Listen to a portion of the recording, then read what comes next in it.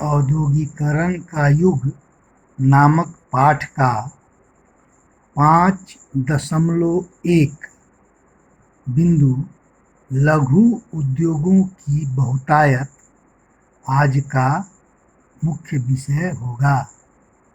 इसके बारे में आज हम लोग पढ़ेंगे।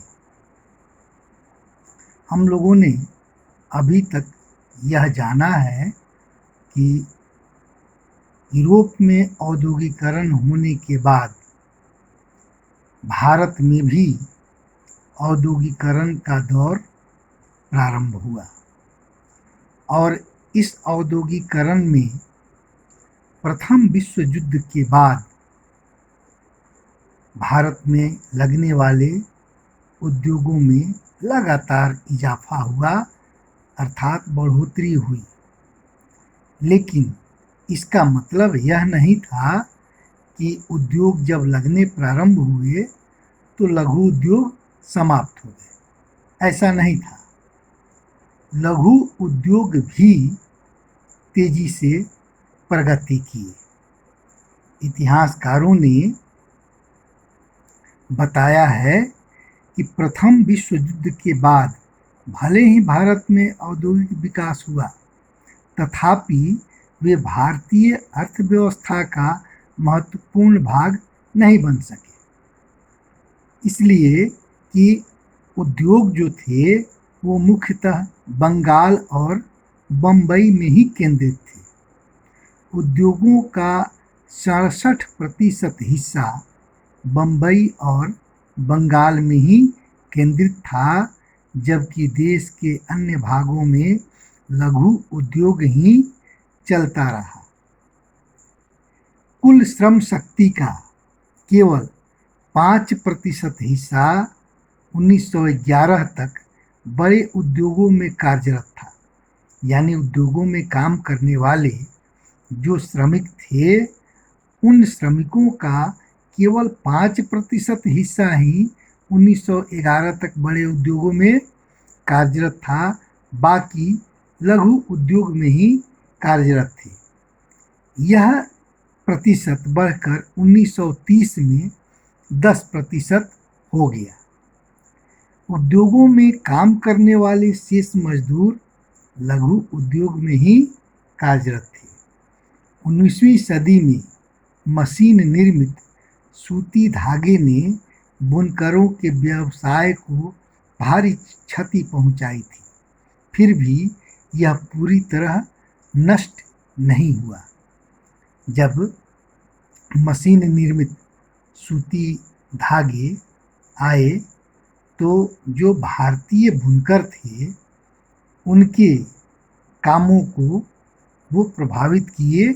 उनके रोजगार लगभग समाप्त होने के कगार पर आ गए।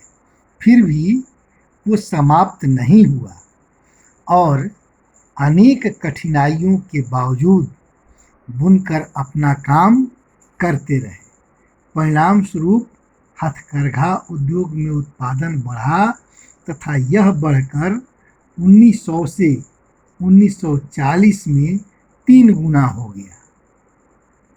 अब हम जानेंगे कि लघु उद्योगों में प्रगति के क्या कारण थे। बड़े उद्योग तो पनपे ही, लेकिन इसके साथ लघु उद्योगों में भी इजाफा हुआ। इसके पीछे 3 महत्वपूर्ण कारण थे। पहला, नई तकनीक का प्रयोग था। इस तकनीक में बुनकरों ने फ्लाई शटल का प्रयोग करना प्रारंभ किया। 1941 तक मद्रास, मैसूर, कोचीन, बंगाल आदि क्षेत्रों में तो ऐसे हथकरघे जिसमें फ्लाई शटल लगे हुए थे 70 से 80% तक थे।